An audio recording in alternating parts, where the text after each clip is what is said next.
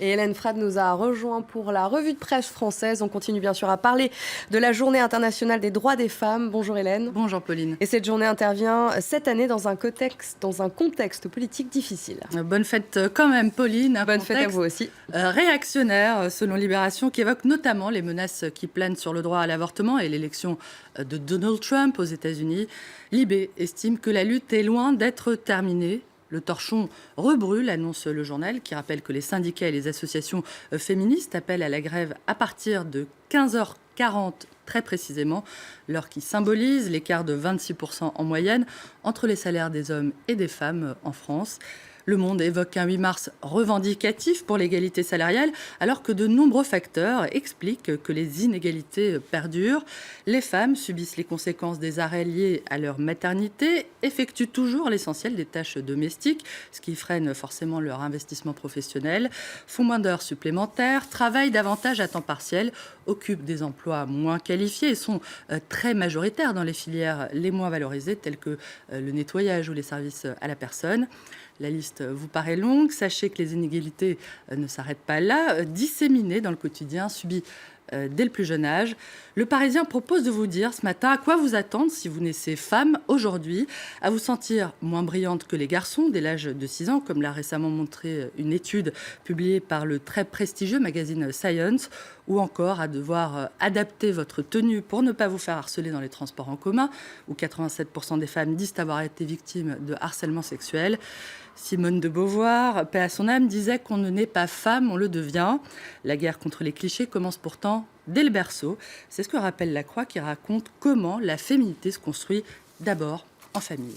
Et les inégalités hommes-femmes qui perdurent aussi beaucoup dans la politique. Du Parlement aux collectivités locales, le chemin vers la parité s'élargit mais est encore obstrué de clichés sexistes, accuse l'Humanité, qui rappelle entre autres que seuls 27% des députés sont des femmes.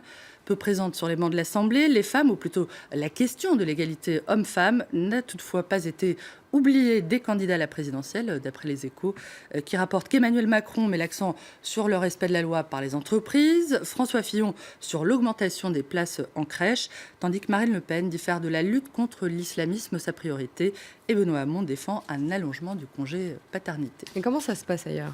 Ce sont les féministes islandaises, nous apprend l'Humanité, qui sont à l'origine de cette fameuse grève pour la journée des droits des femmes. Le 24 octobre 2016, 25 000 d'entre elles sont descendues dans les rues à 14h38 très précisément.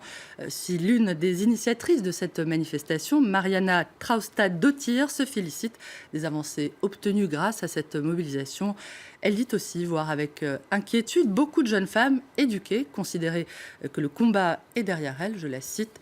Les Islandaises manifestent, les Suédoises, elles, nous dit-on, ont désormais la possibilité de décrocher leur téléphone pour dénoncer ce qu'on appelle le mansplaining, cette fâcheuse tendance qu'ont certains hommes à expliquer aux femmes comment faire quelque chose qu'elles savent déjà faire ou se posent en experts sur des sujets qu'elles maîtrisent parfois davantage. Une attitude qui mêle condescendance et paternalisme, dénoncée par des centaines de Suédoises sur la ligne mise à leur disposition, d'après le Figaro. Malgré la multiplication des politiques parfois volontaristes, certains phénomènes ont la vie dure, comme en témoigne le problème de la violence conjugale en Espagne.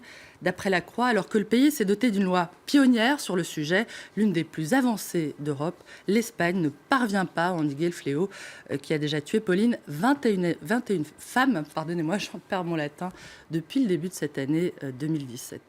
Et à l'occasion de cette journée, on a relevé la proposition de Slate. Le site ironise sur la façon dont la gente masculine est sollicitée pour témoigner tout au long de cette journée de sa solidarité de façon éventuellement tapageuse et photogénique. Si vous tenez tant à participer à cette gigantesque mascarade qu'est devenue le 8 mars, écrit l'auteur, une femme, of course, je vous recommande fortement d'appliquer le conseil suivant. Vous êtes prêts ? Alors messieurs, le 8 mars, ne faites rien, taisez-vous. On joue au roi du silence, le premier qui l'ouvre a perdu.